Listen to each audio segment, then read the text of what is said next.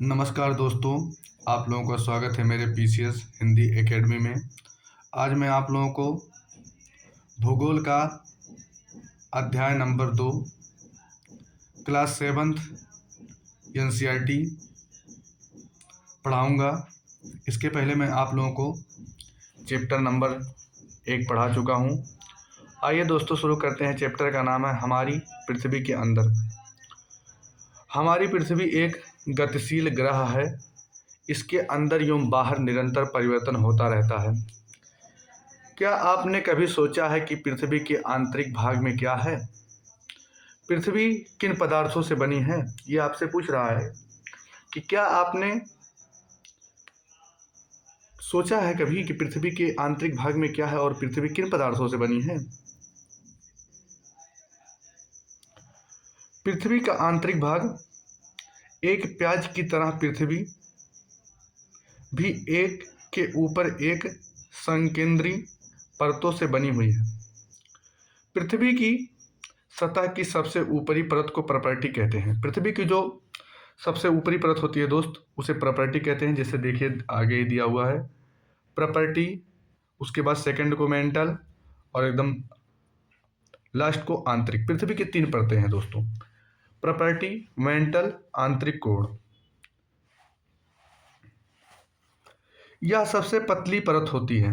जो प्रॉपर्टी होती है दोस्तों, यह पृथ्वी की सबसे पतली परत प्रॉपर्टी होती है।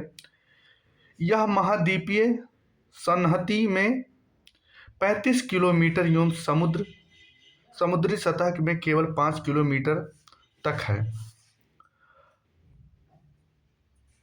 महाद्वीपीय संहति मुख्य रूप से सिलिका एवं एल्युमिनियम जैसे खनिजों से बनी होती है। जो महाद्वीपीय संहति होती है दोस्तों, वह सिलिका एवं एल्युमिनियम जैसे खनिजों से बनी होती है। इसीलिए इसे सी सिलिका तथा एल्युमिनियम कहा जाता है। महासागर की प्रॉपर्टी मुख्यतः सिलिका एवं मैग्नीशियम से बनी होती है। महाद्वीप की जो होती है वह सिलिका एल्युमिनियम, लेकिन जो महासागर की होती है वो सिलिका और मैग्नीशियम की बनी होती है। इसे सी सिलिका तथा मैग्नीशियम कहा जाता है।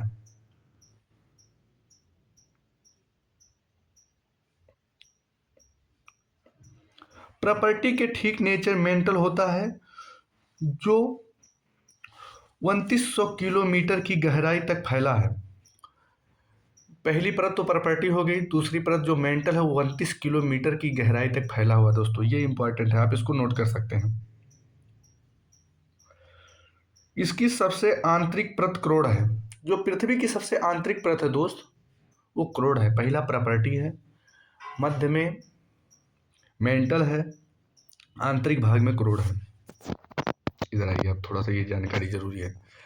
विश्व की सबसे गहरी खान दक्षिण अफ्रीका में स्थित है तथा इसकी गहराई लगभग 4 किलोमीटर है। तेल की खोज में इंजीनियर 6 किलोमीटर की गहराई तक खोद चुके हैं। पृथ्वी के केंद्र तक पहुंचने के लिए, जो बिल्कुल असंभव है, आपको समुद्र की सतह पर 6000 किलोमीटर की गहराई तक खोदना होगा। आइए, ये जो बताया गया है कि पृथ्वी की सबसे आंतरिक परत जो है क्रोड है, क्रोड के बारे में आपको हम बताते हैं, जिसकी त्रिज्या 3500 किलोमीटर है। दोस्तों जो मेंटल है उसका 2900 और जो क्रोड है उसका 3500 किलोमीटर इसकी त्रिज्या है। यह मुख्यतः निकिल एवं लोहे की बनी होती है। जो पृथ्वी की आंतरिक परत होती है जिसको क्रोड कहते हैं, यह मुख्यतः निकिल एवं लोहे की बनी होती है। आपसे ये क्वेश्चन पूछा गया है कि पृथ्वी की आंतरिक परत जो क्रोड है वो किससे बनी हुई है, तो आपको पता होना चाहिए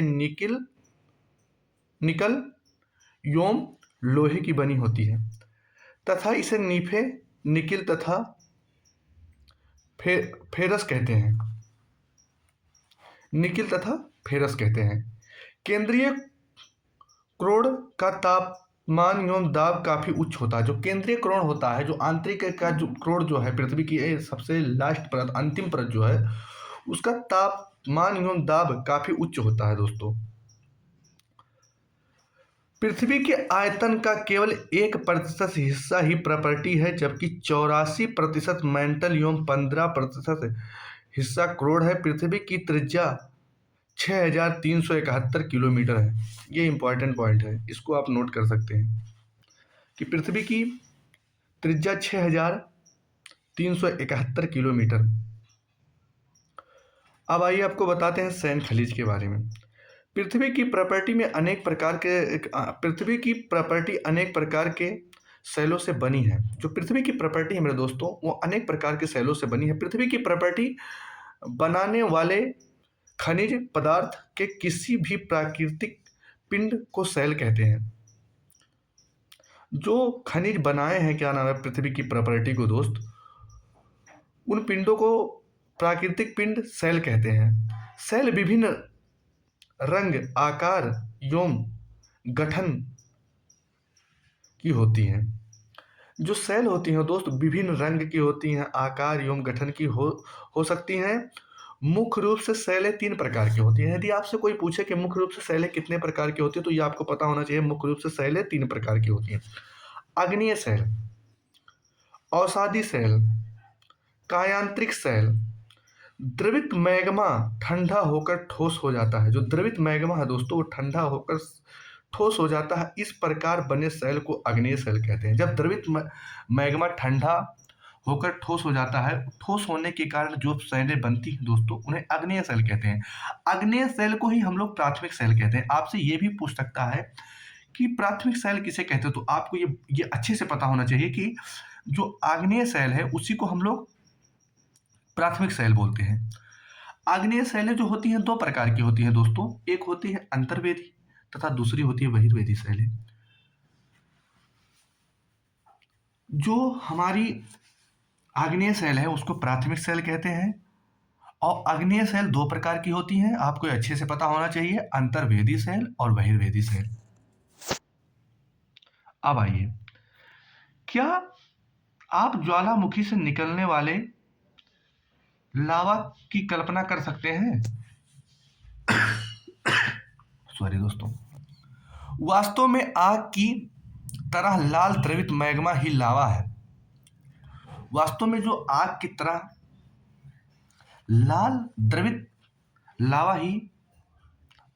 मैग्मा ही लावा है, जो पृथ्वी के आंतरिक भाग से निकलकर सतह पर आती है। जो लावा होती है दोस्तों, वह पृथ्वी के आंतरिक भाग से निकल के पृथ्वी के सतह पर आती है। जब द्रवित लावा पृथ्वी की सतह पर आता है तो यह तेजी से ठंडा होकर ठोस बन जाता है। जब यह द्रवित लावा जो पृथ्वी के आंतरिक भाग से निकलती है दोस्तों, जब वो सतह पे आती है तो तेजी से ठंडा होकर ठोस बन जाता है। प्रॉपर्टी इस प्रकार से बने सेलों को, प्रॉपर्टी जो है पृथ्वी की सतह, जो पृथ्वी की ऊपरी परत है, प्रॉपर्टी पर इस प्रकार से बने सेलों को बहिर्वेदी सेल एवं आग्नेय सेल कहते हैं। इनकी संरचना बहुत ही महीन दाने वाली होती है। जो आग्नेय सेल होते हैं मेरे दोस्तों, इनकी जो संरचना होती है बहुत ही महीन दाने वाली होती है। उदाहरण के लिए बेसाल्ट आग्नेय सेल का जो उदाहरण है दोस्तों, वो बेसाल्ट है। जैसे दक्कन का पठार बेसाल्ट के सेलों से ही बना है। जो हमारा दक्कन का पठार है दोस्तों, वो बेसाल्ट के सेलों से ही बना है। द्रवित मैग्मा कभी कभी भूप्रपाटी के अंदर गहराई में ही ठंडा हो जाता है। इस प्रकार बने ठोस सेलों को अंतर्वेदी सेल कहते हैं। जब मैग्मा पृथ्वी के सतह पर न आके पृथ्वी के अंदर ही ठंडा होकर ठोस सेल बन जाता है, तो उसे अंतर्वेदी अग्नि सेल कहते हैं। धीरे धीरे ठंडा होने के कारण ये बड़े दानों का रूप ले लेता है। जो पृथ्वी के अंदर मैग्मा ठंडा होते हैं दोस्तों, धीरे धीरे ठंडा होने के कारण ये बड़े दाने का रूप ले लेते हैं। ग्रेनाइट ऐसे ही सेल के उदाहरण हैं।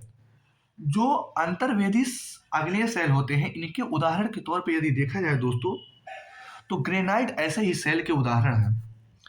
लेई, मसालों तथा दानों का चूड़ बनाने के लिए जिस अपकर्षण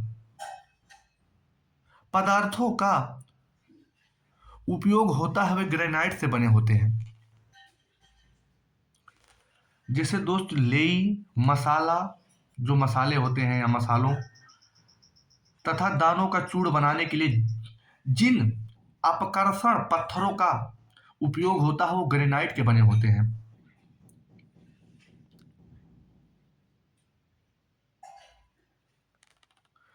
सेल लुढ़क कर, चटक कर, एक दूसरे से टकराकर छोटे छोटे टुकड़ों में टूट जाते हैं। जो सेलें होती हैं दोस्तों, लुढ़क कर, एक दूसरे से टकरा कर, चटक कर छोटे छोटे टुकड़ों में टूट टूट जाती हैं। इन छोटे कणों को अवसाद कहते हैं। जब सेलें टूटती हैं छोटे छोटे टुकड़ों में तो उन्हें अवसाद कहते हैं। ये अवसाद हवा, जल आदि के द्वारा एक स्थान से दूसरे स्थान पर पहुंचाकर जमा कर दिए जाते हैं। ये अदृढ़ अवसाद दबकर एवं कठोर होकर सेल की परत बनते हैं। इस प्रकार की सेलों को अवसादी सेल कहते हैं दोस्तों। उदाहरण के लिए बलुआ पत्थर रेत के दानों से बना होता है। जो बलुआ पत्थर होता है मेरे दोस्तों, वो रेत के दानों से बना होता है। इन सेलों में पौधों, जानवरों एवं अन्य सूक्ष्म जीवाणुओं जो कभी इन सेलों पर ही रहे हैं, ये जीवाश्म भी हो सकते हैं। अग्नेय एवं अवसादी सेल उच्च ताप एवं दाब के कारण कार्यांतरिक सेल में परिवर्तित हो सकती हैं। दोस्तों यहाँ बताया गया है कि जो अग्नेय सेल होते हैं, अवसादी सेल होते हैं, ये उच्च दाब एवं ताप के कारण कार्यांतरिक सेल में परिवर्तित हो सकते हैं। उदाहरण के लिए चिकनी मिट्टी, स्लेट एवं चूना पत्थर संगमरमर में परिवर्तित हो जाता है। उदाहरण दिया गया है दोस्तों कि जो चिकनी मिट्टी होती है, स्लेट होते हैं एवं चूना पत्थर, ये संगमरमर में परिवर्तित हो जाते हैं। सेल हमारे लिए बहुत उपयोगी है। जो सेल है दोस्त, वो बहुत हमारे लिए बहुत उपयोगी है। कठोर सेल का उपयोग सड़क एवं घर एवं इमारत बनाने के लिए किया जाता है। जो कठोर सेलें होती हैं दोस्तों, उनका उपयोग हम घर, सड़क एवं इमारत बनाने के लिए किया जाता है। आप पत्थरों का उपयोग कई खेलों में करते हैं। उदाहरण के लिए 7 पत्थर, पिट्ठू, चिबड्डी, चिबीडड्डी, स्टूप या किट-किट, 5 पत्थर, गिट्टी आदि आप अपने दादा दादी, माता पिता, पड़ोसी आदि से पूछकर अन्य खेलों के बारे में जानकारी प्राप्त कर सकते हैं। आपको जानकर आश्चर्य होगा कि किन्हीं निश्चित दशाओं में एक प्रकार की सेल चक्रीय तरीके से एक दूसरे में परिवर्तित हो जाती है। एक सेल से दूसरे सेल में परिवर्तित होने की इस प्रक्रिया को सेल चक्र कहते हैं। दोस्तों जब एक सेल दूसरे सेल में परिवर्तित हो जाती है तो इस परिवर्तन की प्रक्रिया को सेल चक्र कहते हैं। आप जानते हैं कि द्रवित मैग्मा ठंडा होकर ठोस अग्नेय सेल बन जाता है। ये अग्नेय सेल छोटे छोटे टुकड़ों में टूटकर एक स्थान से दूसरे स्थान पर स्थानांतरित होकर अवसादी सेल का निर्माण करते हैं। ताप एवं दाब के कारण ये अग्नेय एवं अवसादी सेल कार्यांतरित सेलों में बदल जाते हैं। अत्यधिक ताप एवं दाब के कारण कार्यांतरिक सेल पुनः पिघलकर द्रवित मैग्मा बन जाती है। यह द्रवित मैग्मा पुनः ठंडा होकर ठोस अग्नेय सेल में परिवर्तित हो जाता है। सेल विभिन्न खनिजों से बनी होती है। दोस्तों जो सेलें होती हैं हमारी, वो विभिन्न खनिजों से बनी होती हैं। खनिज प्राकृतिक रूप में पाए जाने वाले पदार्थ हैं। जो खनिज है मेरे दोस्तों, वो प्राकृतिक रूप में पाए जाने वाले पदार्थ हैं जिनका निश्चित भौतिक गुणधर्म एवं निश्चित रासायनिक मिश्रण होता है। खनिज मानव जाति के लिए बहुत महत्वपूर्ण है। दोस्तों जो खनिज है ना, वो मानव जाति के लिए बहुत महत्वपूर्ण है। कुछ का उपयोग ईंधन की तरह होता है, जैसे कोयला, प्राकृतिक गैस, पेट्रोलियम। इनका उपयोग उद्योग, औषधि एवं उर्वरक में भी होता है, जैसे लोहा, एल्युमिनियम, सोना, यूरेनियम इत्यादि। दोस्तों यह अध्याय यहीं पे खत्म होता है। ये अभ्यास का क्वेश्चन आ गया, आप लोग इस क्वेश्चन को कीजिए। जिस क्वेश्चन का उत्तर आप लोगों को ना मिले कमेंट में बताइए, मैं आप लोगों को बताऊंगा। दोस्तों मुझे उम्मीद है कि यह अध्याय आप लोगों को पूरी तरह से समझ में आया होगा।